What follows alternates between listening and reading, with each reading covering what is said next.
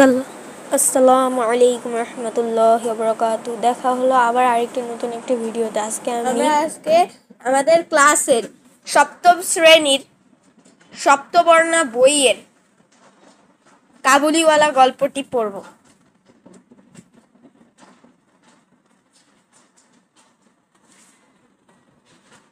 এই বইয়ের কাবুলিওয়ালা গল্পটি আমরা পড়ব।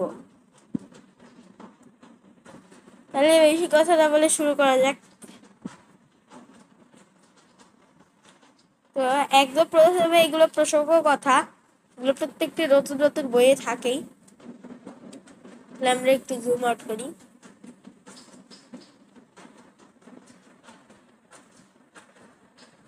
আমরা এই কাবুলিওয়ালা গল্পটি পড়ব।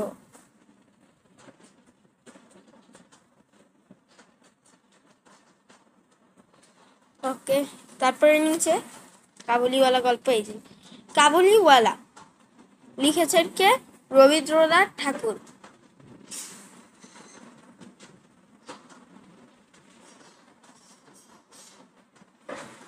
আমার 5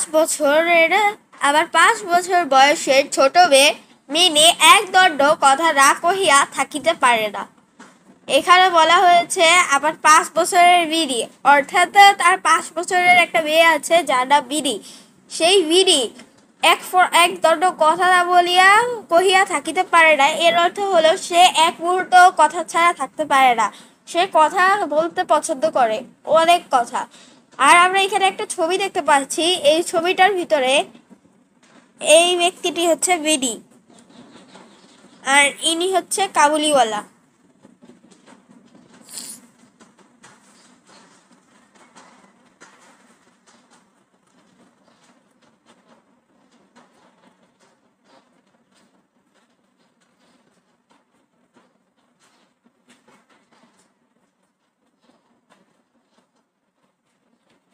ওকে, তারপর সকালবেলা আমার নোভেলের সপ্তদশ পরিচ্ছেদে হাত দিয়াছি, এমন সবাই বিড়ি আসিয়াই আরম্ভ করিয়া দিল, বাবা রামদোয়াল দরোয়ার কাককে কৌয়া বলছিল। সে কিচ্ছু জানে না। না মানে এখানে বোঝানো হয়েছে যে এই বাক্যটিকে বোঝানো হয়েছে যে তার বাবা, মিনির বাবা, অর্থাৎ মিনির বাবা এখানে তাদের একটা নোবেল পড়েছিল। নোবেলের সপ্তদশ অর্থাৎ সপ্তম শ্রেণী। আমরা এরকমই, সপ্তদশ মানে 7 অধ্যায় পরিচ্ছেদে হাত দিয়াছি, এবং সময় বিড়ি আসিয়াই আরম্ভ করিল। এরপরের লাইনে বলেছে কাককে কৌয়া বলেছিল। আমি এটাকে একটু ভালোভাবে বুঝিয়ে দিচ্ছি। এখানে তার বাবা যখন একটা নোবেলের সপ্তম অধ্যায় পড়ছিল, তখন হঠাৎ করে তার মেয়ে এসে বলল তার দারোয়ান কাককে কৌয়া, অর্থাৎ কাকেরা আঞ্চলিক ভাষা বলেছে, যার ফলে মিনি খুবই রেগে গেছে এবং মিনি বুঝাতে চেয়েছে যে সে কিচ্ছু জানে না। তো এরপরে এই যে আমি তোমাদের এখানে নিয়ে আসলাম, এখানে সপ্তদশের এই যে সপ্তদশ 17, আমার একটু ভুল হয়েছিল, এটা 17 হবে। আর পরিচ্ছেদ অধ্যায়, তাহলে আবার কিছু। ওকে, সে আমার লিখিবার টেবিলের পার্শ্বে আমার পায়ের কাছে বসিয়া নিজের 2 হাঁটু এবং হাত লইয়া অতি দ্রুত উচ্চারণে আগডুব বাগডুব খেলিতে আরম্ভ করিয়া দিল। আমার ঘর পথের ধারে। হঠাৎ বিড়ি আগডুব বাগডুব খেলা রাখিয়া জানালার ধারে ছুটিয়া গেল এবং চিৎকার করিয়া ডাকিতে লাগিল, কাবুলিওয়ালা, ও কাবুলিওয়ালা। ময়লা ঢিলা কাপড় পরা, পাগড়ি মাথায়, ঝুলি গাড়ে, হাতে গোটা 2-4 আগুনের বাক্স, এক লম্বা কাবুলিওয়ালার পথ দিয়া যাইতেছিল। তাহাকে দেখিয়া আমার কন্যারত্ন কিরূপ ভাবোদয় হইল বলা শক্ত। তাহলে ঊর্ধ্বশ্বাসে ডাকাডাকি আরম্ভ করিয়া দিল। এবার আমি একটু এখানে বুঝিয়ে দিই এইটুকু অংশে, অর্থাৎ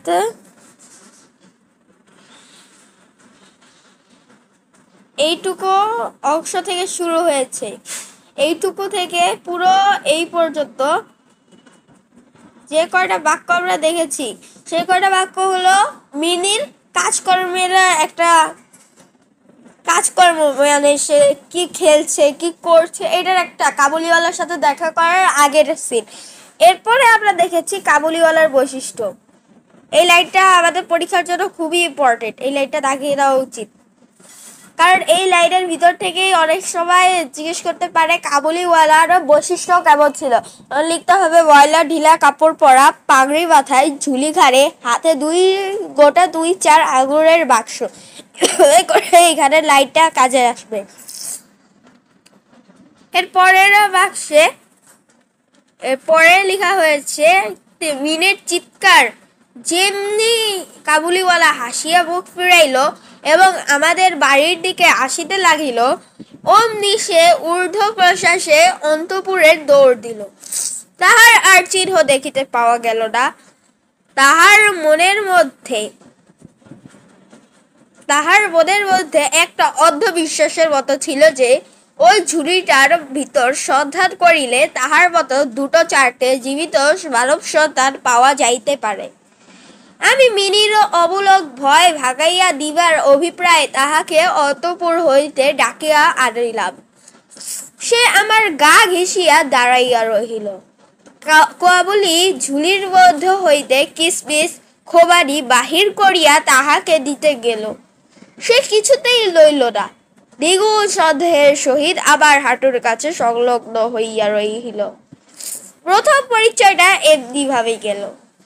কিছুদিন পরে একদিন সকালবেলায় বাড়ি হইতে বাহির হইবার সময় দেখি আমার দুহিতাটি দ্বারের সমীপস্থে বেঞ্চির উপর বসিয়া অনর্গল কথা কহিয়া যাইতেছে এবং কাবুলিওয়ালা তাহার পদতলে বসিয়া সহাস্য মুখে শুনিতেছে এবং মধ্যে মধ্যে প্রসঙ্গক্রমে নিজের মতামত ব্যক্ত করিতেছে।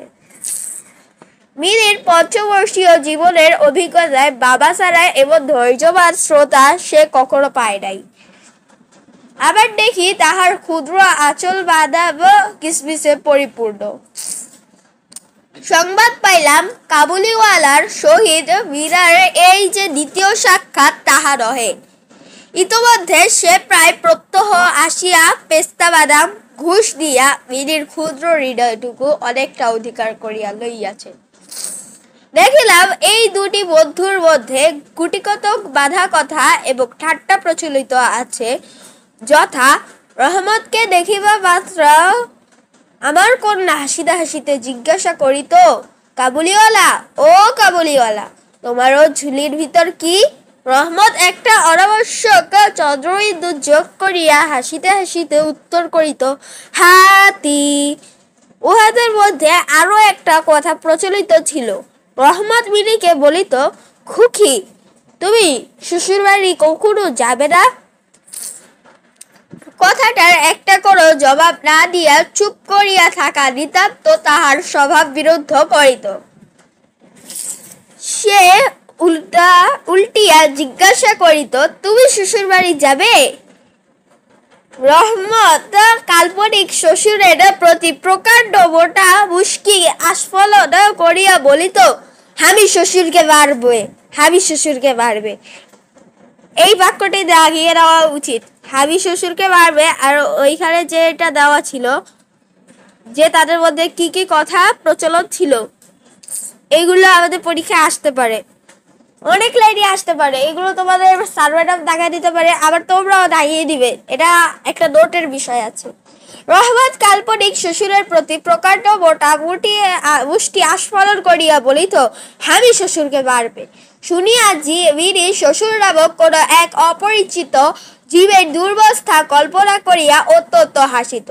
মিনির মা অত্যন্ত শঙ্কিত স্বভাবের লোক। রহমত কাবুলিওয়ালা সম্বন্ধে তিনি সম্পূর্ণ নিঃসংশয় ছিলেন না। তাহার প্রতি বিশেষ দৃষ্টি রাখবার জন্য তিনি আমাকে বারবার অনুরোধ করিতেছিল। একদিন সকালে আমার ছোট ঘরে বসিয়া প্রুফ শিট সংশোধন করিতেছি, এমন সময় রাস্তায় ভারী একটা গোল শোনা গেল। চাহিয়া দেখি আমাদের রহমতকে 2 পাহারাওয়ালা বাঁধিয়া লইয়া আসিতেছে।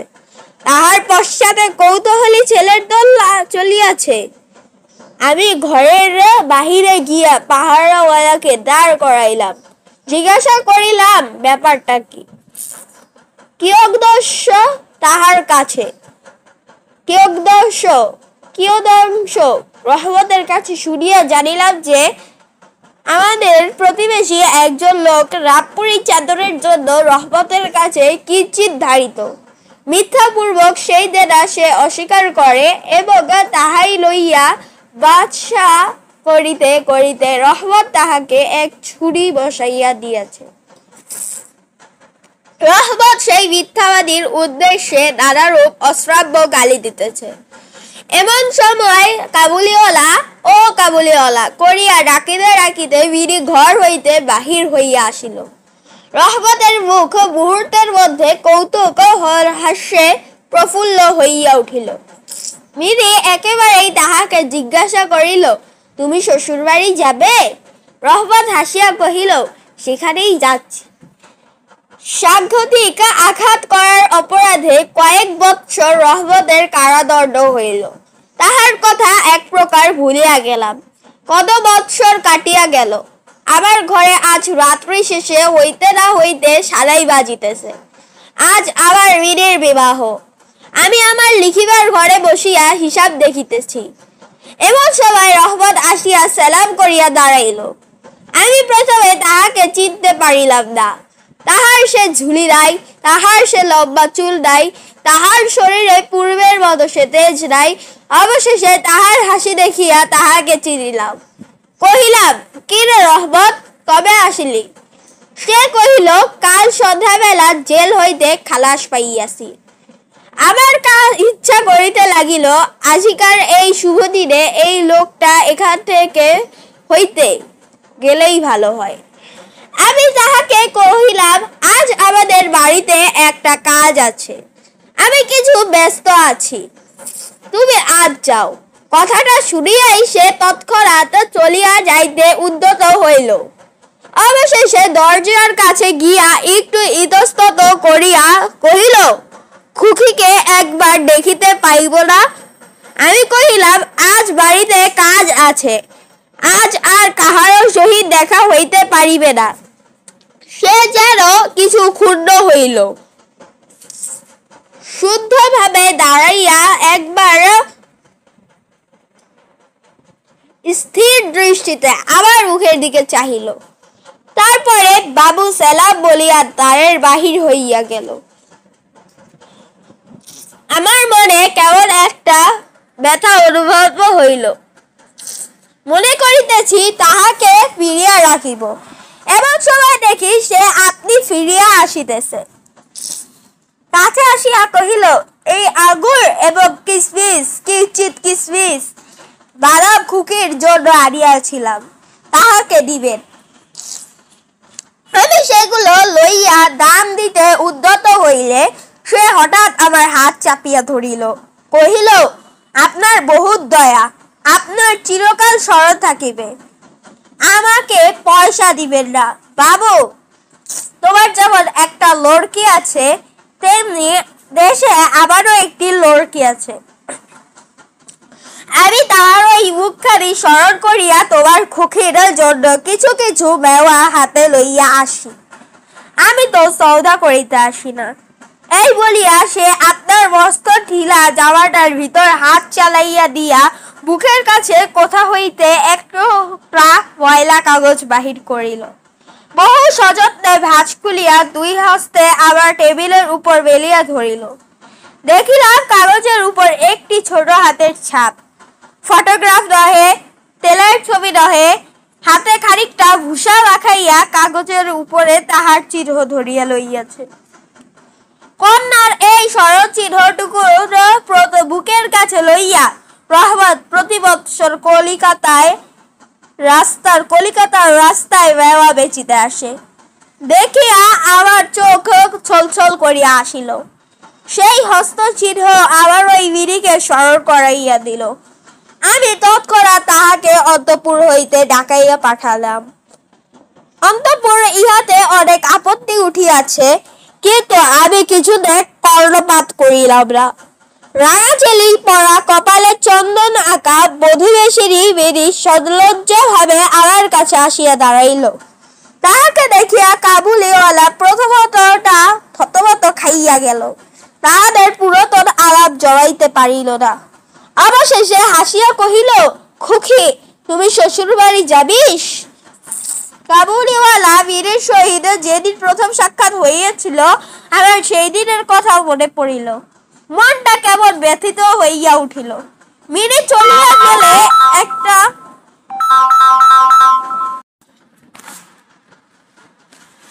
কাবুলিওয়ালা সহিত মিনা চলিয়া গেলে একটা গভীর দীর্ঘ নিঃশ্বাস ফেলিয়া রহমত মাটিতে বসিয়া পড়িল। সে হঠাৎ স্পষ্ট বুঝিতেছে পারিল তাহার মেয়েটিও ইতোমধ্যে এই রূপ বড় হইয়াছে। আমি একখানি নোট লইয়া তাহাকে দিলাম, বললাম, রহমত, তুমি দেশে তোমার মেয়ের কাছে ফিরিয়া যাও। তোমাদের মিলন সুখে আমার মিরির কল্যাণ হোক। সংক্ষেপিত ও পরিমার্জিত। এটা ছিল মূল গল্প। এখন এই গল্পের ভিতরে কিছু কিছু শব্দ রয়েছে যা আমাদের বুঝতে অসুবিধা হতে পারে। সেই সুবিধার্থে আমি বলছি, তোমরা এই পুরো গল্পটিকে দিয়ে এই পুরো শব্দার্থগুলো পড়ো।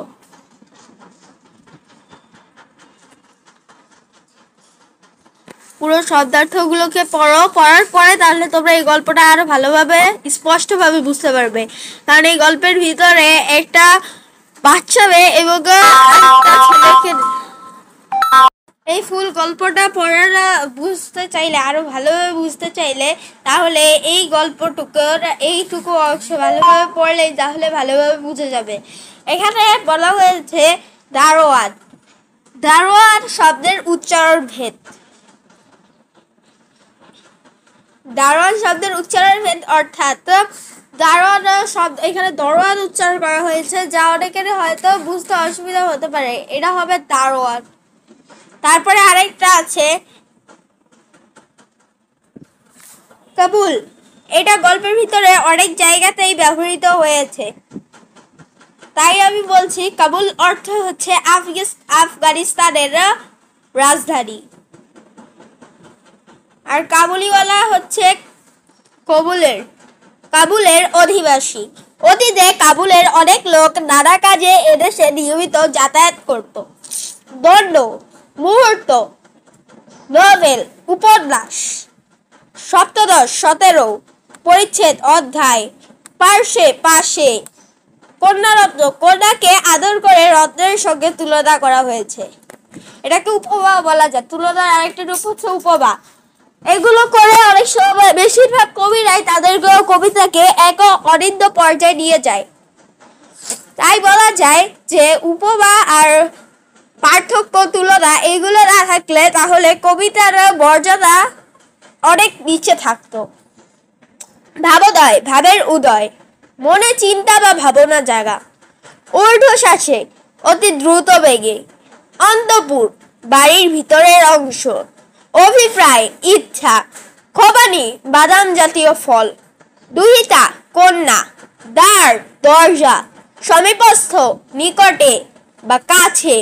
অনর্গল, অবিরাম বা অনবরত। সহাস্যমুখ, হাসিমুখ। পঞ্চবর্ষীয়, 5 বছর বয়সী। ক্রুশিট, কোন লেখা ছাপার আগে বানান, বাক্য, জ্যোতিচিহ্ন এসব সংশোধনের জন্য মুদ্রিত পত্র। মেওয়া, ডালিম, আঙ্গুর, বাদাম প্রভৃতি ফল। এ গল্পে খুকির জন্য কাবুলিওয়ালার আদা এ জাতীয় উপহার। খুকি, কাবুলিওয়ালার কর্তৃক খুকি শব্দের অশুদ্ধ উচ্চারণ। স্বভাব বিরুদ্ধ, স্বভাবের বিপরীত। মুষ্টি আস্ফালন, জোরে মুঠি নাড়িয়ে রাগ প্রকাশের ভঙ্গি। নিঃসংশয়, শঙ্কাহীন। কিঞ্চিত, অল্প। ধারিত, ঋণগ্রস্ত। প্রফুল্ল, আনন্দিত। লড়কি, মেয়ে। এগুলো বেশিরভাগ সময় কয়ে আসে। কয়া নাম্বার প্রশ্নে, এক মার্কের প্রশ্নে লেখা থাকে কাবুল শব্দের অর্থ কি, কাবুলিওয়ালা শব্দের অর্থ কি, নোবেল শব্দের অর্থ কি, এভাবে করে। এগুলো না পড়লেও চলে, আবার পড়লেও চলে, কিন্তু এই শব্দার্থগুলো আমাদের সকলের জন্য পড়া অত্যন্ত গুরুত্বপূর্ণ। কারণ আমরা যতই বাঙালি হই, আমাদের কোনো না কোনো সময় এই পড়াগুলো পড়া লাগে। এই পেজে আছে, আবার এই পেজেও আছে, মানে 2-3-4 পেজ মিলিয়ে একটা গল্প লেখা হয়েছে। এই পাঠের উদ্দেশ্য, আমাদের এই বছরের প্রত্যেকটি বইয়ের ভিতরে পাঠের উদ্দেশ্য দেওয়া আছে। এই পাঠের উদ্দেশ্য অত্যন্ত গুরুত্বপূর্ণ।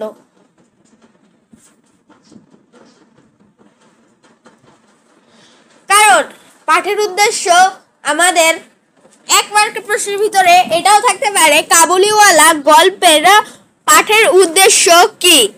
বাংলা ভাষায় সাধুরীতিক সাহিত্যে পাঠে অনুপ্রাণিত করা, অর্থাৎ বাংলা ভাষার সাধুরীতির আমরা বেশিরভাগ চলিত রূপ ব্যবহার করি, কিন্তু সাধুরীতি আমাদের বাংলার একটি বৈশিষ্ট্য, যেগুলোর ভিতরে আমরা কখনো পাঠ করতে পছন্দ করি না, কিন্তু এইটার ভিতরে যা মজা আছে তা এই গল্পের মাধ্যমে ফুটিয়ে তোলা হয়েছে, যেন আমরা আরো অনুপ্রাণিত হই ওই পাঠ পড়তে। তারপর পাঠ পরিচিতি, ভিন্ন সংস্কৃতিতে বেড়ে উঠলেও মানুষের সুখ দুঃখ আনন্দ ভালোবাসার অনুভূতি অনেকাংশই এক। কাবুলিওয়ালা গল্পে রবীন্দ্রনাথ ঠাকুর আফগানিস্তানের মরু পর্বতের রুক্ষ প্রকৃতিতে গড়ে ওঠা একজন পিতা এবং নাতিশীতোষ্ণ আবহাওয়ার একজন বাঙালি পিতার ভিতরের স্নেহপ্রবণ মনের ঐক্য সম্পর্কে ধারণা দিয়েছেন। দেশকালের সীমারেখা পিতৃহৃদয়ের স্বাভাবিক প্রবণতায় কোনো প্রভাব বিস্তার করে না। যে দেশের যে সময়ের বা যে সংস্কৃতির ওই মানুষ হোক না কেন, পিতা সবসময় তার সন্তানকে একই রকম ভাবে ভালোবাসেন। সন্তানের মঙ্গল চিন্তা সব পিতারই সহজাত আকাঙ্ক্ষা। কাবুলিওয়ালা গল্পে রবীন্দ্রনাথ ঠাকুর বিশ্বের সকল পিতার পিতৃত্বের সার্বজনীন ও চিরন্তন রূপ উন্মোচিত করেছেন।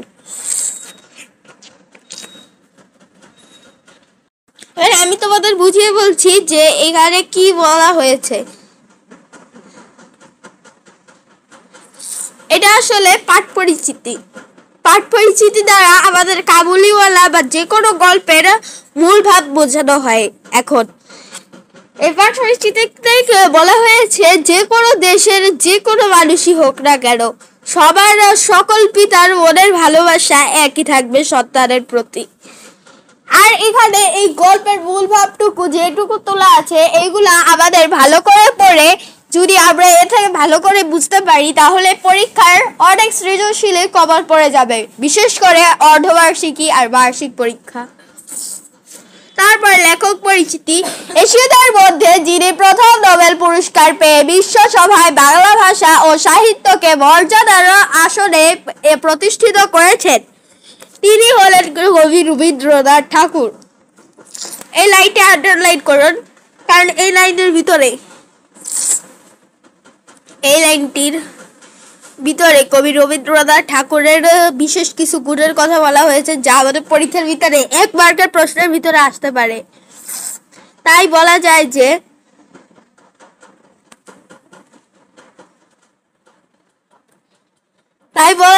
যে এই যে কবি রবীন্দ্রনাথ ঠাকুর এশীয়দের মধ্যে যিনি প্রথম নোবেল পুরস্কার পেয়ে বিশ্বসভায় বাংলা ভাষা ও সাহিত্যকে মর্যাদার আসনে প্রতিষ্ঠিত করেছে, তিনি হলেন কবি রবীন্দ্রনাথ ঠাকুর। তাই বলা যায় যে কবি রবীন্দ্রনাথ ঠাকুর আমাদের জাতীয় কবির মতোই। তিনি 1861 খ্রিস্টাব্দে 7ই মে 2025 বৈশাখ 1268 বঙ্গাব্দ কলকাতায় জোড়াসাঁকোর বিখ্যাত ঠাকুর পরিবারে জন্মগ্রহণ করেন। এখানে আমি একটা কথা বলে দিই যে সবই পড়তে হবে এরকম না, এটা শুধু পড়তে হবে, মানে এটাই পড়তে হবে, কারণ এখানে কিছু কিছু লাইন বাদ দেওয়া যায়। ধরো এই লাইন বাদ দিয়ে দিলাম, কিন্তু বেশিরভাগ সবাই এই পাঠ পরিচিতি পুরোটা পড়া ভালো, কারণ পাঠ পরিচিতি থেকে যে কোনো সময় যে কোনো ধরনের প্রশ্ন আসে। কার পাঠ পরিচিতি এমন একটা জায়গা যেখানে কবি লেখক সম্পর্কে দেওয়া হয়। পাঠ পরিচিতি না, সরি আমি নাম ভুল বলেছি, লেখক পরিচিতি। পাঠ পরিচিতি এইটা।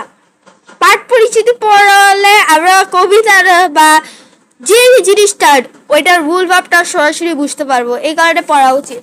আচ্ছা যাই হোক, এখানে তার বিশেষ কিছু গুণ দেওয়া আছে, কিছু দেওয়া আছে, তার প্রতিভা সম্পর্কে দেওয়া আছে, তিনি কত সালে জন্মগ্রহণ করেছেন, মৃত্যু সাল সব দেওয়া আছে।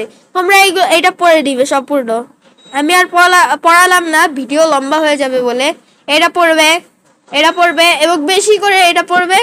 শব্দার্থগুলো পড়লেও পড়তে পারো, একবার দেখলেই হয়ে যায় শব্দার্থগুলো, কারণ শব্দার্থগুলো যে জোরপূর্বক বাড়াতে হবে এরকম কিছুই না দিলেও হয়।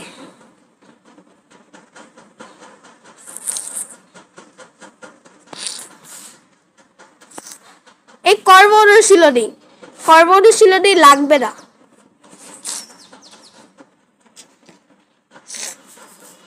তারপরে কর্ম অনুশীলনের পরে নমুনা প্রশ্ন। এইখানের উত্তরগুলো আমি বলে দিচ্ছি।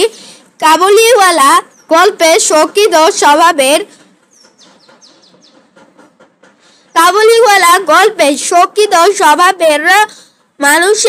স্বভাবের মানুষটিকে, এটা হবে বীরির বা খ নাম্বার। তারপরে হচ্ছে মিনির বাবা মনে একটু ব্যথা বোধ হয়েছিল কেন? মেনি শ্বশুর বাড়ি যাচ্ছে বলে রহমতকে কারাগার যেতে দেখে মিনির সাথে রহমতের দেখা না হওয়ায় রহমতের মেয়ের কথা ভেবে। এখানে তোমাদের মধ্যে দুইটি প্রশ্ন আসতে পারে, গ আর ঘ, কিন্তু এখানে একটা প্রশ্ন হলো, এই যে উপরে যাও বইয়ের একদম গল্পের দিকে যাও।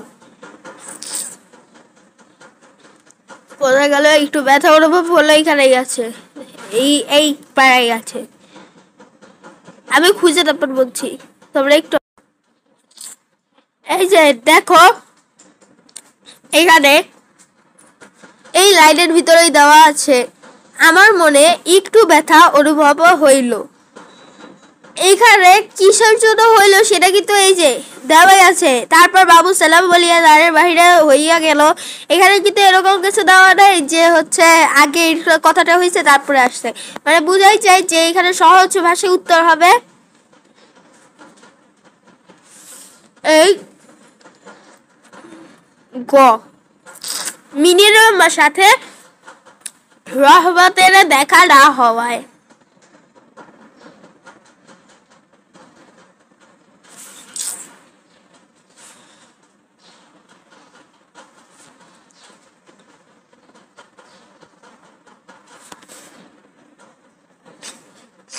এগুলো অনেক গুরুত্বপূর্ণ উদ্দীপক। এখানে দেওয়া ফাতেমা চৌধুরী অফিসে যাওয়ার পথে প্রায় একটি পথ শিশুকে রাস্তায় শুয়ে থাকতে দেখেন। এখানে ফাতেমা চৌধুরী নামক একটা মহিলার কথা বলে হয়েছে, যিনি পেশাতে একজন চাকরিজীবী বা অফিসে চাকরি করেন। এদেরকে সাধারণত রাস্তা দিয়ে যাওয়ার সময় ইনি দেখেন একজন অভাবগ্রস্তকে রাস্তায় শুয়ে থাকতে। একদিন তিনি ছেলেটিকে কিছু খাবার দিতে চাইলে সে ভয়ে পালিয়ে যায়। এখানে বলা হয়েছে যে ছেলেটি খুবই ভীতু বা শঙ্কিত স্বভাবের, তাই ছেলেটিকে খাবার দিতে গেলে ছেলেটি প্রথমে ভয় পেয়ে পালিয়ে যায়, কারণ তার মনে অনেক ধরনের ভয় থাকতে পারে। কেউ একদিনের চেষ্টায় ছেলেটি তার সাথে নানা গল্প বেঁধে ওঠে। এখন প্রায় দিনই তিনি ছেলেটির জন্য বাসায় তৈরি খাবার নিয়ে আসেন। কখনো তার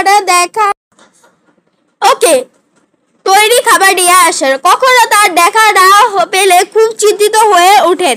উদ্দীপকে ফাতেমা চৌধুরীর সাথে কাবুলিওয়ালা গল্পের চরিত্রের মিল আছে। রামদয়াল রহমত লেখক মিনি, এখানে লেখকও হবে না, মিনিও হবে না, রহমত হবে, রামদয়ালও হবে না।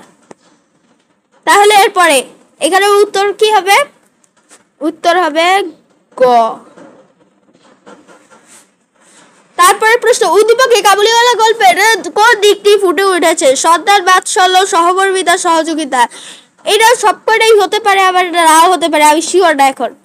ওকে, তারপর সৃজনশীল প্রশ্ন। উদ্দীপক 1, নতুন দারোয়ান সাবাত মিয়ার সাথে ছেলের বেশি ভাব বন্ধুত্ব কিছুতেই মেনে নিতে পারে না আবিরের মা। তিনি স্বামীকে বোঝান বিভিন্ন ফন্দি করে অনেক মানুষ এখন অন্যের বাচ্চা চুরি করে। সাবাত মিয়াও তো একদিন তেমন কিছু করে বসতে পারে। উদ্দীপক 2, 12 বছর আগের ছোট্ট আবিরা আজ কলেজ থেকে ফেরার পথে সড়ক দুর্ঘটনায় হাসপাতালে। রক্তের জন্য বাবা মা বিভিন্ন জায়গায় যোগাযোগ করেছেন। খবর পেয়ে সাবাত মিয়া ছুটে এসে হাউমাউ করে কাঁদতে কাঁদতে বলেন, সাহেব, আবির বাবার জন্য আমার সব রক্ত নেন। আমার নিজের ছেলেরা হারাইছি, ওরা হারাইলে আমি বাঁচুম না।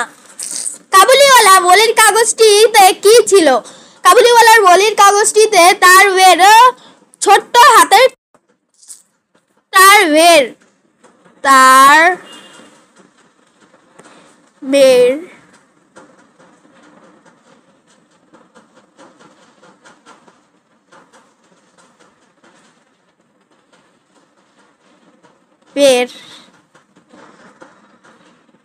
ছোট্ট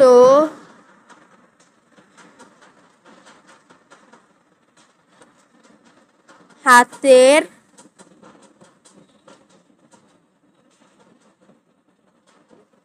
ছাপ ছিল এই যে দেওয়াই আছে এখানে। তো ছিল, আমি তো সৌদা করিতে আসিনি, কথাটা বুঝিয়ে লেখো।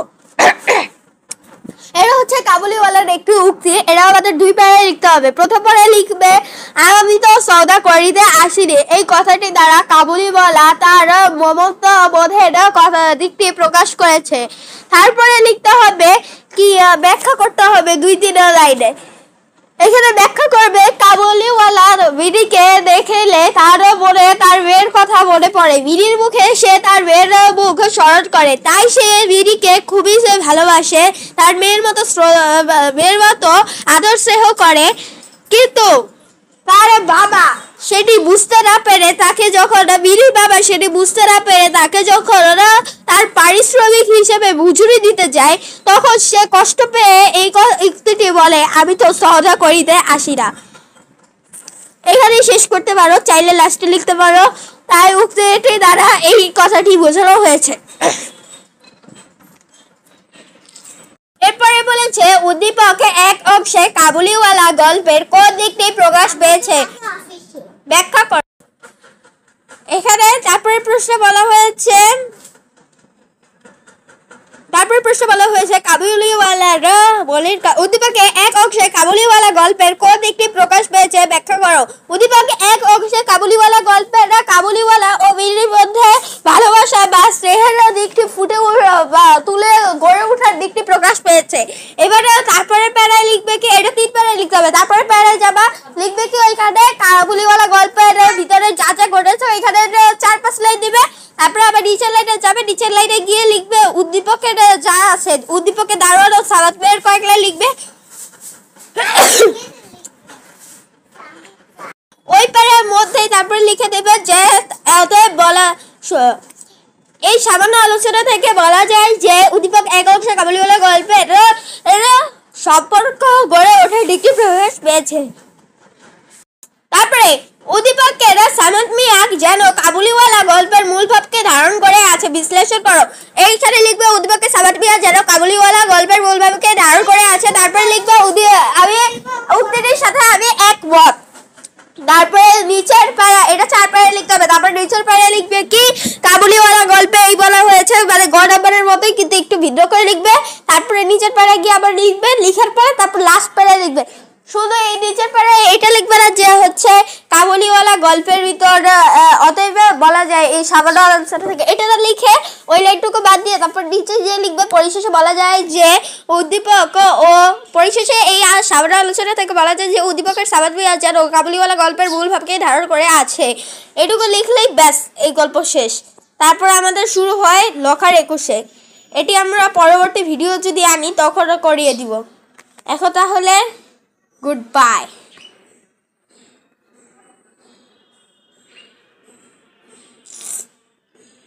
সবাইকে আবার সালাম রইল। আলাইকুম রহমতুল্লাহি ওয়া বারাকাতুহু। সবাই ভালো থাকবেন, পরবর্তী ভিডিওতে দেখা হবে। আর এখন